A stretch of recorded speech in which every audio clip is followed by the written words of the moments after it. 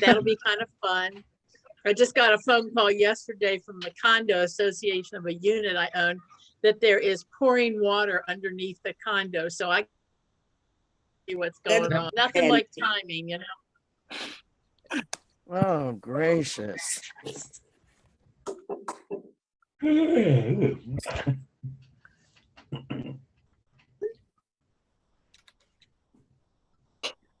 If nothing else, could you and Bob swap places? Because Bob's picture is working fine. Well, we could, except they're going to replace the window in that room sometime within the next hour. So we'll just battle through. You know how it is. You keep freezing every now and then. Am I freezing now? Intermittently. No. Yeah. You You're get in not a at couple this moment. words and then you freeze again. All right, let me try switching networks. You might want to take your background down. That takes up some video space too. Oh, I can do that. That takes up video space to flicker.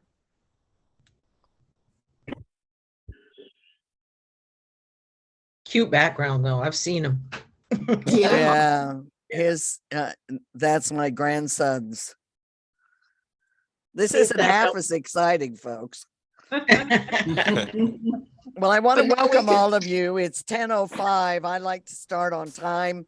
At this point, there are 41 of us, and Bob will keep admitting people. I just started the recording so that we didn't have all the silliness beforehand. Let me give you a little bit of background. Some of you have, even from Greensboro, been on my classes. I'm a retired high school English teacher. I taught ESOL, I taught computers. I've taught ukulele and guitar and all sorts of stuff. But as far as I'm concerned, Shepherd is the best thing since sliced bread. And the fact that we can get together on Zoom and have 40 of us in the same room and not worry about COVID, I think that's pretty cool. Yeah. Absolutely. Go ahead and get my share screen up.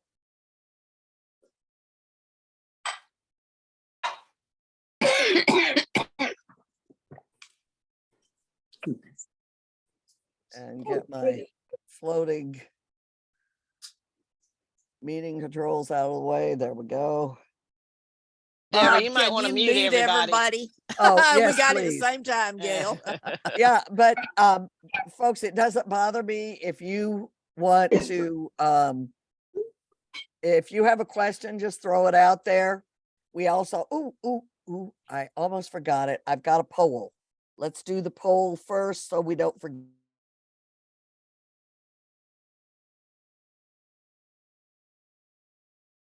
Deb, you muted yourself. There we go. If you would just this is the only question in the poll. If you would just do this, it's helping us and Sandy keep track of how many people are participating in this.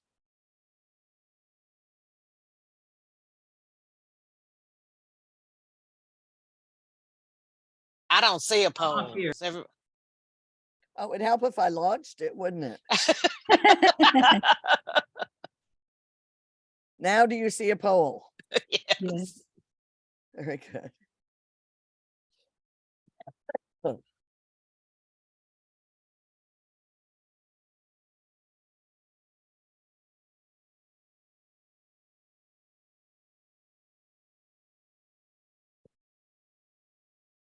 There are 43 of us in the group at this point.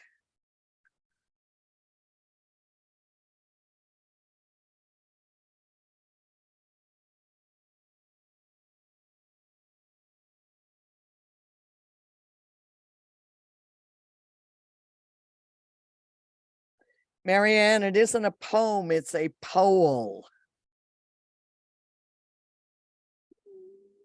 Oh, thank you. You're welcome.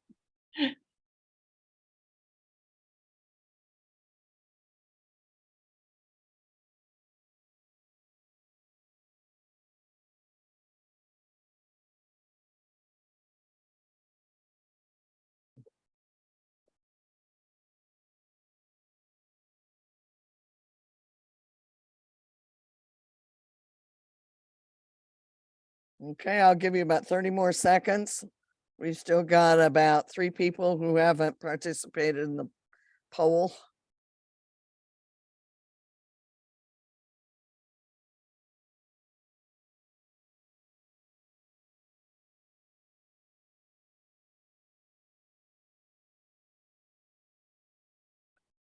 Can you guys see the results of the poll on your screen? No. Can you show it? No. Until you click share in the lower right corner. Well, it says end poll. So I'm going to end the poll, share results.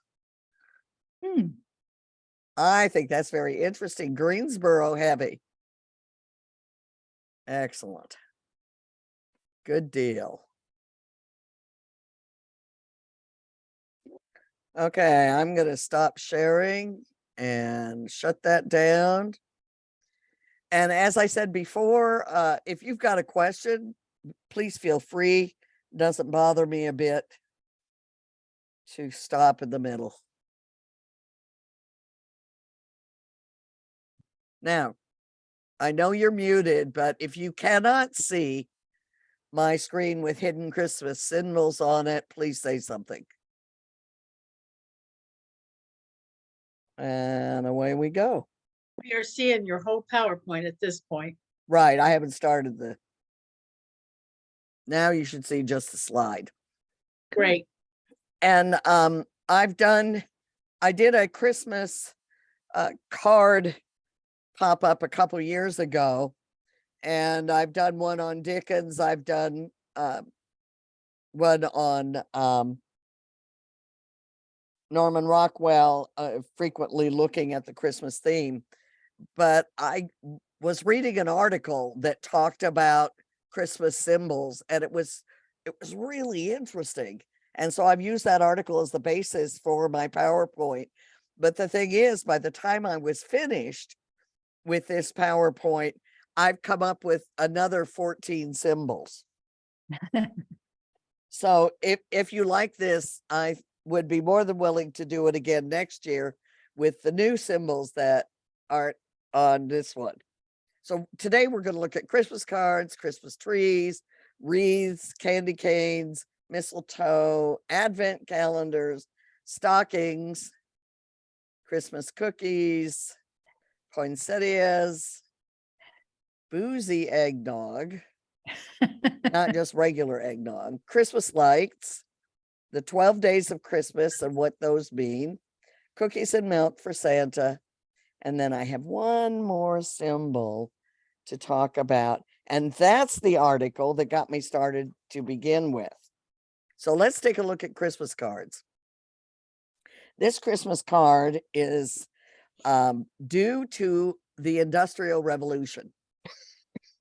In England, between 1826 and 1836, they almost doubled the size of their railroad stations and track because of the Industrial Revolution and all the outlying towns that had to get goods into London. Well, what this did was increase the opportunity for the postal system. So in 1843, they passed a penny tax that allowed them to send a letter for just a penny. So I'm sorry, not a letter, but a postcard for just a penny. Well, the thing is, this inundated one of the peers of the time, Sir Henry Cole, and he was a real supporter of the postal system, but he got so many cards and letters, and it was you just returned. You always returned. That was tradition in England, that if you got a letter, you had to return correspondent. It was impolite if you didn't answer your mail. So he had to figure out a way to respond to all these people. So what he did was get artist Jay Horsley to create a festive design that he could have printed and mailed en masse to all the people all at one time. And notice at the top, this particular one is to my very dear father and mother, from their probably sons, daughters, whatever. But that meant that this could be personalized, which they thought was a great idea. But there were some problems with it. One thing, it was what we call a triptych, which shows a family at the table celebrating, but also over here on the left-hand side and clear on the right are people helping the poor. He had 1,000 copies made by a London printer, and it was on stiff cardboard, 5 by 3 inches. And at the top, like I said, you have two somebody. In this one, it's two James, Peter, wife and family from Joshua Washburn and his wife. And it was sent out on the 21st of December. I can't read the year. I can't remember. Anyway, this was the first Christmas card, but the problem came with the depiction of children drinking wine. They thought that was a very, very poor taste. And of course, now this is very rare, and it would cost thousands of dollars to buy. They advertised these original cards with just published a Christmas congratulations card or picture emblematical of old English festivity to perpetuate the kind of recollections with dear friends. Isn't that an ad copy? Okay, so once this came up, then German immigrant lithographer Louis Prang is credited with beginning the commercial Christmas card business in America in 1856. So we've got his original card coming out in 1843, and then Prang's in 1856. Now, these are still postcards. It wasn't until 1915 that the earliest folded cards paired with an envelope were sold by the Hall brothers, who of course are now the Hallmark company. Today, around 1.6 billion holiday cards are sold in the US each year, according to the Greeting Card Association. And what you have here are more examples of Victorian cards.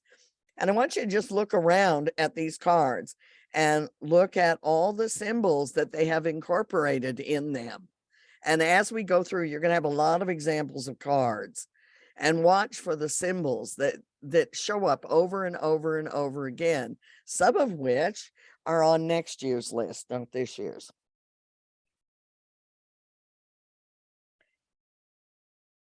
Christmas trees. The evergreen tree has traditionally been used in pagan and Christian celebrations for thousands of years.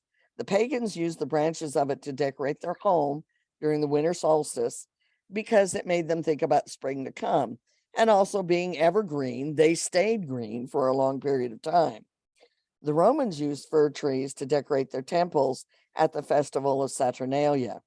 Christians used it as the sign of everlasting life with God.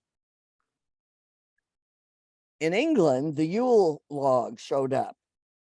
The word used for tree could also mean mast or pole. The tree might have been like the paradise tree, or a tree-shaped wooden candelabra rather than a real tree. The custom of burning the Yule log goes back to and before medieval times. It was originally a Nordic tradition. And what's interesting is how many of our traditions are Nordic traditions that we have embraced. Yule is the name of the old winter solstice festivals in Scandinavia and other parts of Northern Europe, such as Germany. Well, the first thing they did with Christmas trees was hang them upside down so that they were pointed toward the earth and in touch with the earth. They're not really sure how early they were used, but they figure about 1,000 years ago. So we're talking about Northern Europe. And like I said, for some reason, they were hung upside down from the ceiling with chains or hung from chandeliers and lighting hooks.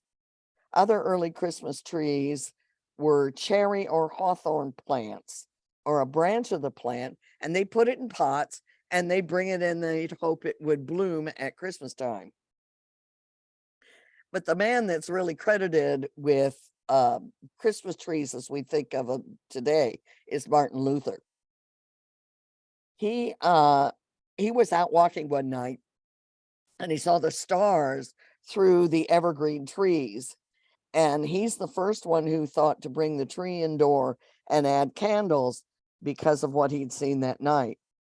He told his kids all about it, told them that it reminded him of Jesus, who left the stars of heaven to come to earth at Christmas. Some people say this is the same tree as the Riga tree, but it isn't. The Riga tree took place a few decades earlier. The first documented use of a Christmas tree and New Year celebration is argued between the cities of Tallinn in Estonia and Riga in Latvia. Both of them claim first trees. Tallinn in 1441, Riga in 1510. Both trees were put up by the Brotherhood of the Blackheads, which is an association of local unmarried merchants and ship owners. Little is known about those trees other than the fact that they still, both towns still claim first Christmas tree. And what they would do is put them on the town square. The Brotherhood of the Blackheads would dance around it, and then they'd set the tree on fire. Okay, so skip forward 100 years, and this is Christmas trees in 1605. In Germany, the first Christmas trees were decorated with edible things, such as gingerbread, gold-covered apples. Because remember, before this, all they had were candles on them. They didn't decorate them in any way. Then glass makers started making small ornaments similar to some of the decorations we use today. In 1605, an unknown German wrote, "At Christmas, they set up fir trees in the parlors of Strasbourg and hang thereon roses cut out of many colored paper, apples, wafers, gold foil, sweets, etc." At first, Jesus was put on top, the baby Jesus, but then slowly but surely it changed to an angel or a fairy that told the shepherds about Jesus, or a star like the wise men saw. Now, our particular tradition, it can go back to Prince Albert and Queen Victoria.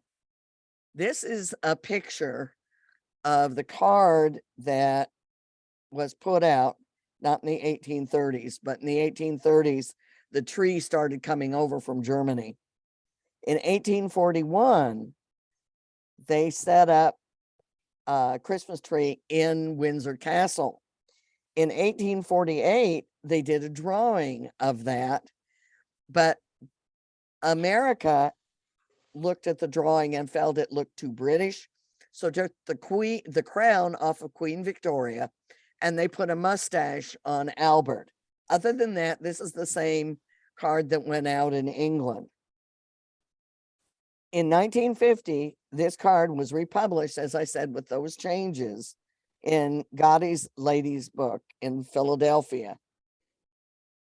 And that was to make it look more American. The publication of the drawing helped Christmas tree become popular both in the USA and in the UK. The first Christmas tree popped up in 1851 in New York, and the first tree in the White House in 1889. According to the American Christmas Tree Association, 95 million households in the US will put up a tree or two or more this year. Now, there was a natural outgrowth of wreath from Christmas trees. Wait a minute. Sorry. What they would do is trim the tree in a triangle to represent Christ again and the Trinity. And then they would take the branches that they'd trimmed off and make them into circles, which would be the circular shape is one without end. And then they'd hang those back on the trees. it wasn't until much later that they decided that the wreaths should go elsewhere other than on the tree. Deb, is that where the phrase trimming the tree comes from? Oh, I didn't see anything about that. Why not? Because that's what they did. They would Yeah. shape the tree.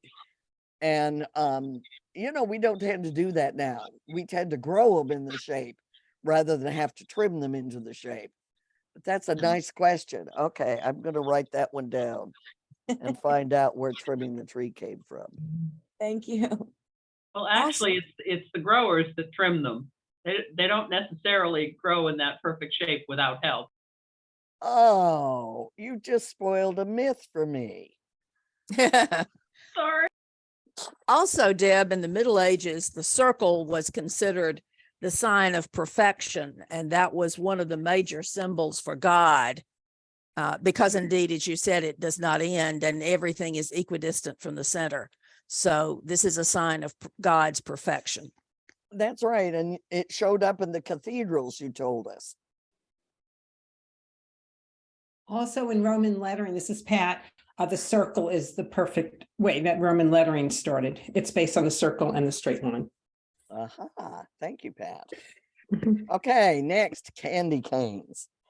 What's neat is there's a legend that goes with the candy cane that got its start in 1670. The choir master at the Cologne Cathedral in Germany handed out peppermint sticks to keep the children quiet during the living creche performance. He asked a local candy maker to shape the sticks into hooks representing the shepherd's crook and as a reference to Christ as the good shepherd who tended his flock. The first person credited with actually placing candy canes on the tree was a German-Swedish immigrant in Worcester, Ohio, named August Imgard. And he decorated a blue spruce tree with sugar candy canes and paper ornaments in 1847. Now, if you think about this, remember the first tree showed up outside in New York in 51. So this is 4 years prior to that. He displayed it on a revolving platform people traveled for miles to see. Originally, candy canes were only available in white. The red stripes were not added until the 1900s, according to the National Confectioners Association. It also says that 58% of people prefer to eat the straight end first, 30% the curved end, and 12% break the candy all to pieces and eat it a little bit at a time. Mistletoe. Mistletoe goes back thousands of years. When we start with the mistletoe, the tradition of kissing beneath it dates back thousands of years as well. The plant's connection with romance began with the Celtic Druids, who saw mistletoe as a symbol of fertility.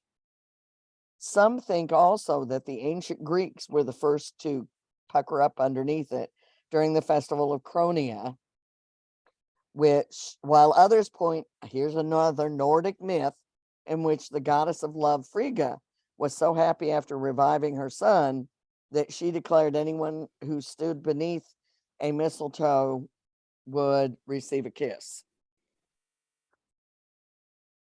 But let's go back. Whoops, sorry. Not quite sure why that happened. For some reason, I got my panel back. Okay.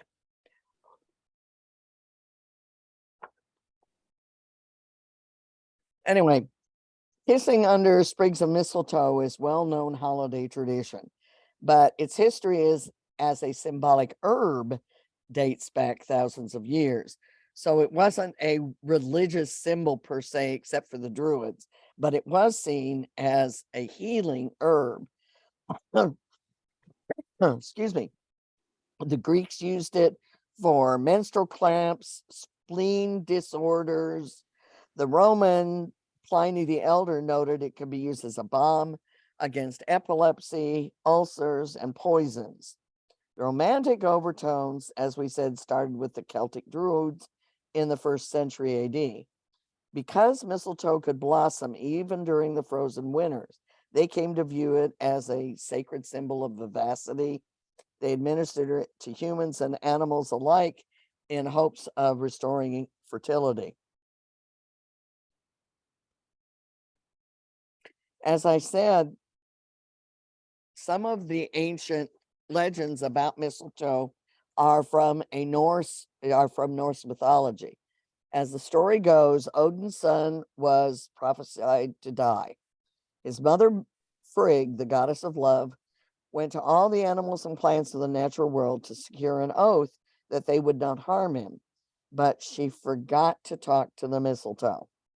So Loki made an arrow from the plant and saw that it was used to kill Balder. According to a sunnier version of the myth, the gods were able to resurrect him from the dead, and Frigga then declared the mistletoe the symbol of love.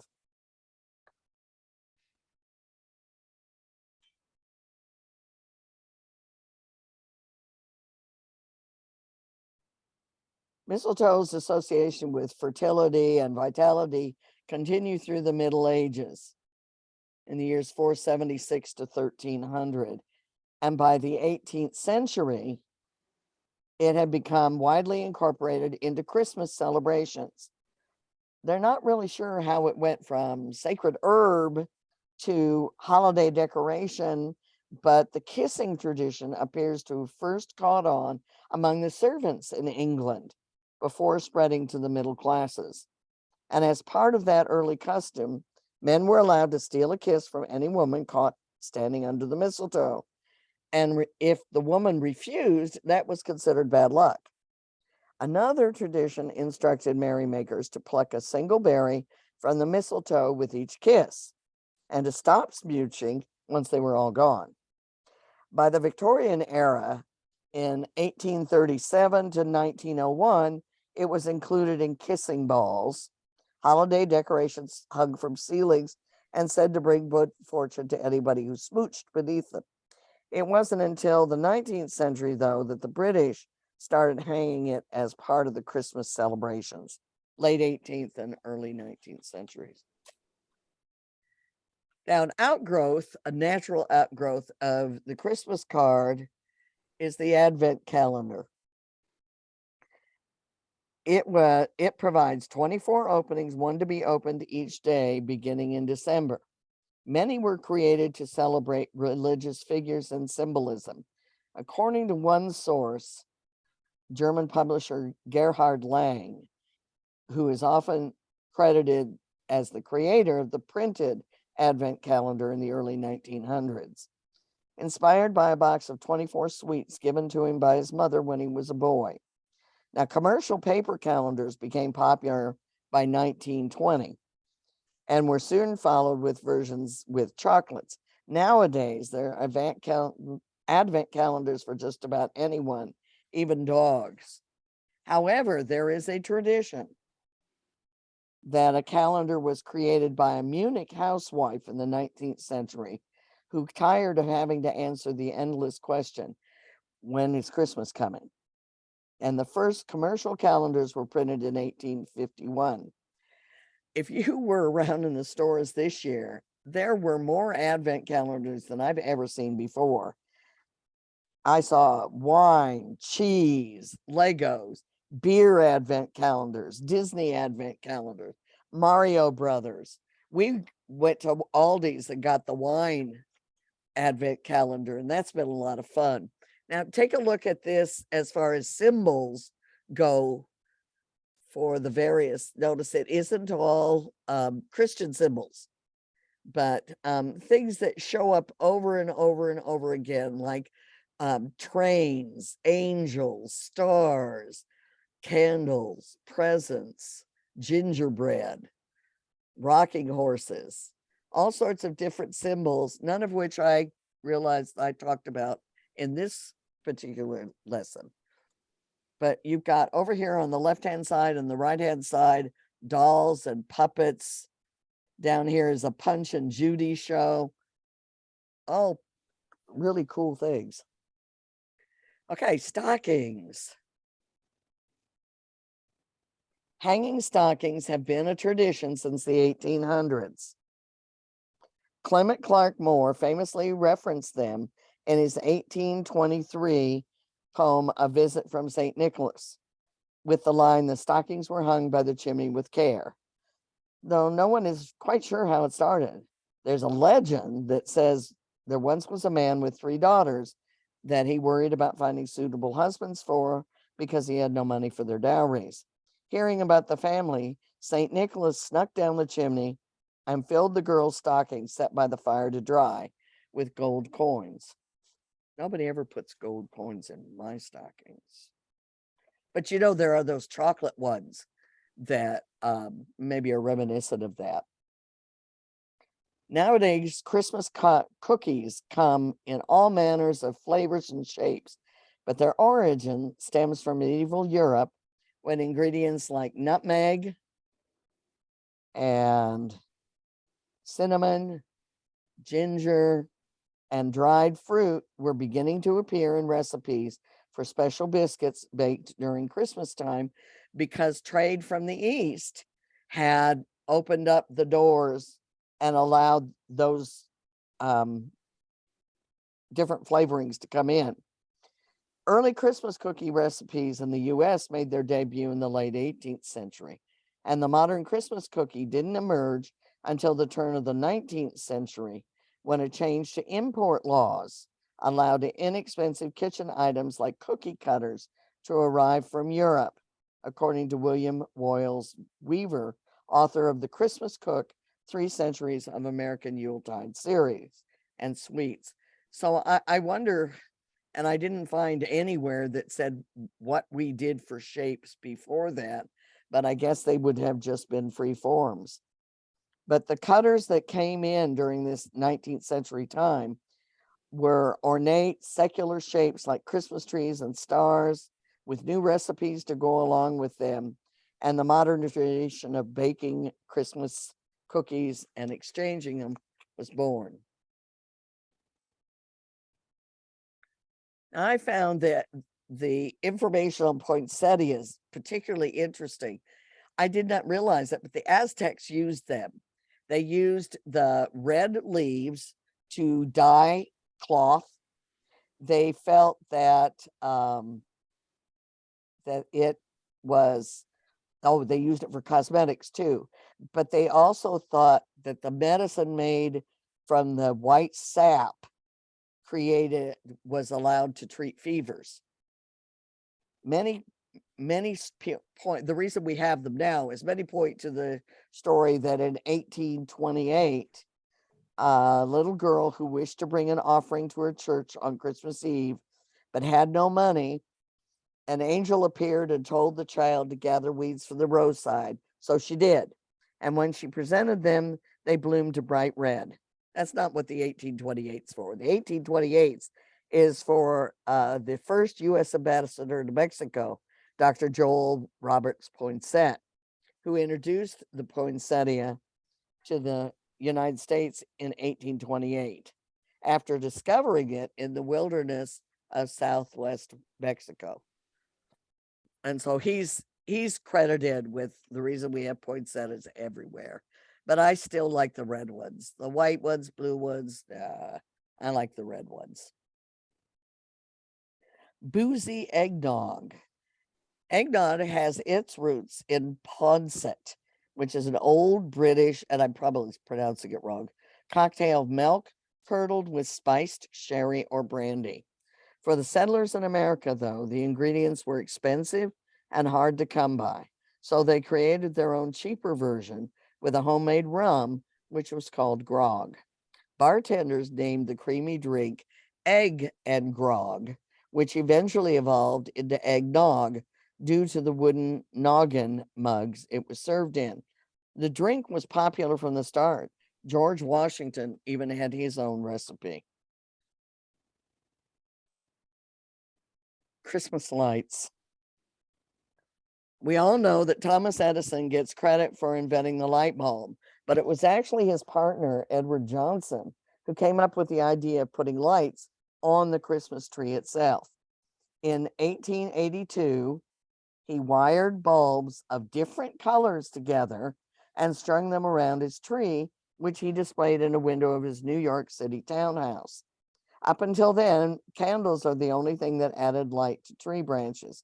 And we all know how dangerous that was. GE began offering pre-assembled kits of Christmas lights in 1903, and they became staples across the country by the 1920s, when lighting company owner Albert Sadaka came up with the idea of selling strands of colored lights in stores. And it's funny, and I didn't see anything that told me when white lights became acceptable. When we were little, you didn't put white lights on your tree. You put colored lights on your tree. And you had those great Yeah. big hot Christmas tree lights that always were done in a series rather than a parallel. So if one went out, the whole string went out. And I can remember my dad sitting on the floor with the lights plugged in, trying to find the one light bulb that was bad. 12 Days of Christmas, you probably swung the carol, but the 12 Christian days of Christmas actually take place between the birth of Christ on December 25th and the arrival of the Magi on January 6th. As for the song, it first appeared in children's book called Mirth Without Mischief in 1780. Many of the lyrics were different. Frederick Austin, a British composer, wrote a version that's still popular today in 1909. You can thank him for adding the 2-bar motif of 5 gold rings. The PNC Christmas Price Index has calculated the cost of everything mentioned in the song for the past 36 years. There are 364 gifts, and this year the price tag is $41,205.58. And none of us spend that amount on it. Now, the neat thing is the original lyrics called for 4 collie birds. The term collie is an old English slang for blackbirds. And in other versions of the song, the partridge, as we all know and love, is replaced with a very pretty peacock upon a pear tree. There's also a Scottish version that gives an Arabian baboon. I think I'd rather have the peacock. Many historians believe the Christmas Carol started out as a memory and forfeit game in the 1800s in England. These type of games were played by British school children. Rules were simple. When it was your turn, you repeat all the previously sung lyrics and add the next one. If you can't remember a verse, you owe your opponent a forfeit, which was usually a kiss or a piece of candy. Now, the hidden meaning in the 12 Days of Christmas song are the following. They are known as the 12 Tide. It begins with the birth of Christ on December 25th, as we said, and ends with the coming of the 3 wise men on January 6th. This is known as Epiphany or 3 Kings Day. The weeks before Christmas are Advent, hence the creation of the Advent calendar. Now, there's a theory rolling around that the Christians were punished for worshiping openly. The 12 Days of Christmas song was used secretly to pass on the ideology of Christianity. Each gift, therefore, symbolizes a different aspect of Christian faith. But Snopes has kind of blown that out of the water, because if Christians were worried about living in fear, even the basic tenets of Christianity, how were they able to sing a song that mentions Christmas in every lyric? But these are the hidden meanings. The partridge in the pear tree is Jesus Christ. The 2 turtle doves are the Old and New Testament. The 3 French hens are faith, hope, and charity, the theological virtues. The 4 calling birds are the 4 gospels or the 4 evangelists. 5 golden rings are the first 5 books of the Old Testament. 6 geese a laying are the 6 days of creation. 7 swans a swimming are the gifts of the Holy Spirit. and the seven sacraments. Hey, Jean, it's Joanne. Listen, I'm in the midst of a Zoom class. Can I call you back? Bob, can you mute, please? Okay. 8 days of milking are 8 Yes, sir. beatitudes. Soon. Bye-bye. The 9 ladies dancing are the 9 fruits of the Holy Spirit. 10 lords a leaping are the 10 commandments. And the 11 pipers piping are the 11 faithful apostles. The 12 drummers drumming are the 12 points of doctrine in the Apostles' Creed. I thought that was kind of neat. I'd never heard that before. We sang it all the time and we tried to finish the dishes by the time we'd finished the song. Mom and I would do that. Cookies for milk Deb, and there's Sam. Deb, Yes. there's a really funny comedian on I don't know, he's on Reels or Twitter, one of those funny things. He does a stand-up thing about the 12 days of Christmas and how you gotta wait 4 days and everyone's bringing all these birds into your house. And he goes through all the fowl and the birds, and finally there's a maid. Oh no, wait, she doesn't clean up, she does the milking. And then he gets into what would someone do if all this stuff showed up at their house. It's really Oh my gosh. And what's that on, Sandy? I think it was on either Facebook Reels or it probably came off of what am I trying to say? What's the one where they do the videos all the YouTube? time? Thank you. Yeah. It's really funny. And it's a comedian who does a stand-up thing about 12 days. Oh, I It's need to also go on look at his, that. it's also on Instagram. There you go. That might be what it was. Excellent. Excellent. Well, this particular tradition, like so many of the ones we talked about today, harkens back to medieval Germany, when children left food out to try and coax Odin, who traveled around on an 8-legged horse named Sleipnir, to leave them presents during the Yule season. In the US, the tradition of milk and cookies for Santa got its start during the Great Depression, when, despite hard times, parents wanted to teach their children to show gratitude and offer thanks for any blessing or gifts they received. Now, the thing that got started on this whole PowerPoint was an article talking about the legends of the Christmas robin. These robins are British robins. Notice their breasts are a different color than American robins. And in Victorian Britain, the postmen were named robins because of their red-breasted colored uniforms. From there, the robin on the Christmas card came to represent the postman who delivered the card. But that's more simple than it really is. There are links to the robin that predate this explanation. Legend has it that the robin's red breast provides a direct link to Christianity. While Christ was on the cross and sang to relieve his suffering, a robin plucked a thorn from his crown. From there, it is said that Christ's blood created the robin's red breast. Another story indicates that when baby Jesus was in his manger in the stable, the fire which had been lit to keep him warm started to blaze up very strongly. A brown robin, noticing Mary had been distracted by the innkeeper's wife, placed himself between the fire and the face of baby Jesus. So Robin Redbreast fluffed out his feathers to protect the baby, but in so doing so, its breast was scorched by the fire. These red plumage was then passed on to future generations of robins. In England, the robin's red breast is actually orange. The bird was named before the English had a word for the color orange. I found that fascinating.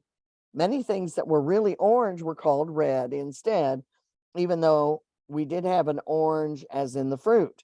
The color orange was not named as a color until English in the 16th century. The name for the color comes from the fruit. Our affection for the robin was cemented in 1960. Our affection, England's affection for the robin was cemented in 1960 when it was voted England's national bird. Christmas robins will forever be commemorated on Christmas cards. And I didn't realize how many Christmas cards were out there that had a little fluffed up robin on it, just like this one down in the corner. We also have a cardinal in this one, which I think Americans think even more of as being a traditional bird. But this is an English card over here on the left with the robin redbreast on it.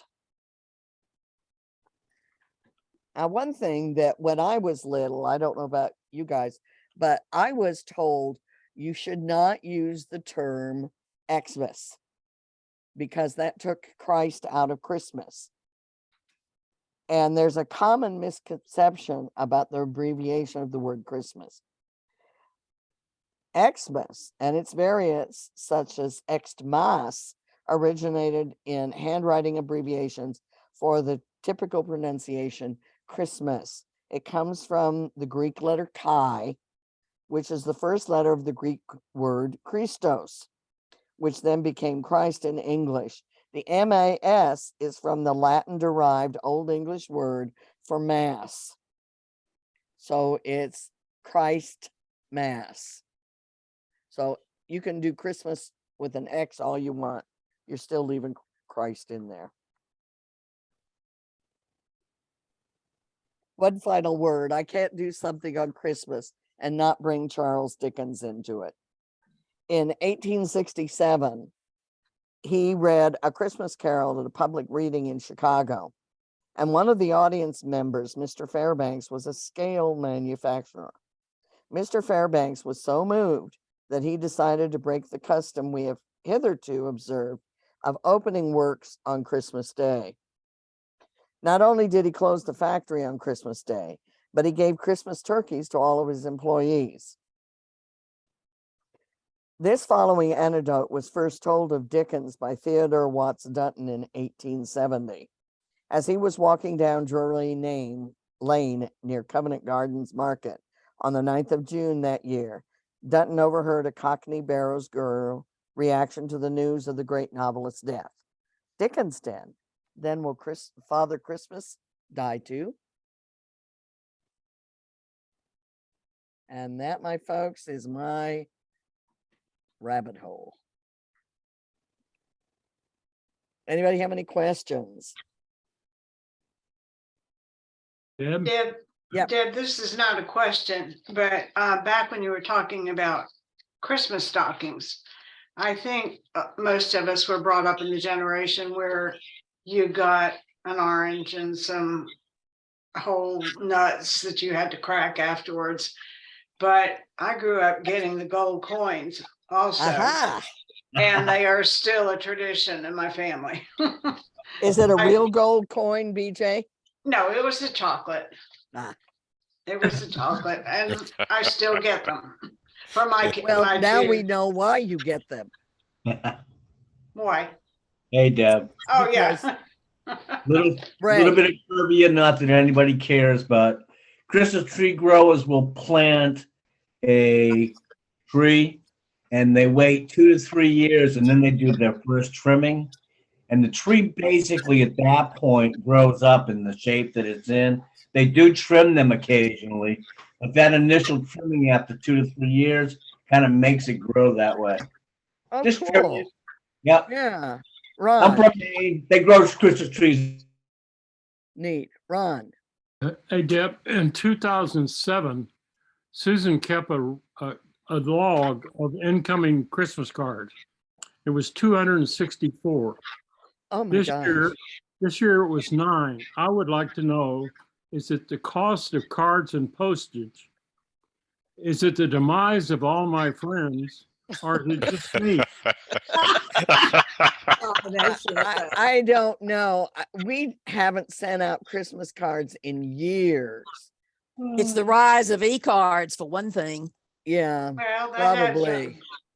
But Ron, I'm in the same. I never got 250 cards, but I only sent out 5 this year, and that was down tremendously. Yeah. Well, my daughter-in-law, who's very concerned about the environment, points out, we all know we get wasted mail all the time, Oh, and points out that it's much better for the environment to send an e-card than a real card. Mhm. And oh my gosh, the Jackie Lawson cards are just incredible. Yeah. It's an English-based country. Yeah, And they're it only gorgeous. costs like $7 or $10 a year. It's pretty cool. And they have advent calendars from Jackie Lawson too. Those are great fun. Yes. Well, Deb, one of the things I noticed was talked about the eggnog originating. It was so expensive. Uh-huh. Well, if somebody wants to make it this year, it's going to be really expensive, at least based on the price of eggs. That's Oh my true. gosh. We Yes. 38 cents to $4 plus. Well, one of the things I have read about talking about the 12 days of Christmas and all the Christian symbols there, there seems to be some discussion about whether the symbols have been applied to something that exists out of pagan tradition, which is certainly something Christianity has done throughout. Absolutely. Not try to erase the pagan, but to Christianize the pagan. Absolutely. And that came up in my reading over and over and over again, how the roots of all this lay with the Druids and the Norse mythology and the German mythology. Very interesting. This was great fun, Deb. Thank you so much. Good. Thank I'm you. glad you enjoyed it. It Let me wonderful. know if you want me to do the other 14 next year. Yeah. Thank you. Thank you so much for coming. Thank you. Yeah. Thanks, Deb. Everyone. Enjoyed it. Bye. Very good. Really put me in the Christmas spirit and I needed that. Good. That was the purpose. I have a question, Deb. Sure. The 12 days of Christmas and the symbols in them. What group sat down and figured that out? That's a great question, Ray, but nothing I read said who Who did it? came Okay. from. Yeah. Yeah. I was just curious, you know. Yeah, but 'Cause- it works out very nicely. It does. If you go Yes. through and you actually listen and read the lyric, you know, Yeah. they fit perfectly symbols attached to it. Yeah. Yeah. I'm not sure who did it, but yeah. Thought you knew. Thought it was neat. Thank you. It was very interesting. Yes, Okay, thank Great folks. job, Deb. Great job. See you in a few minutes. Yeah. Trivial Yeah. Pursuit. All right.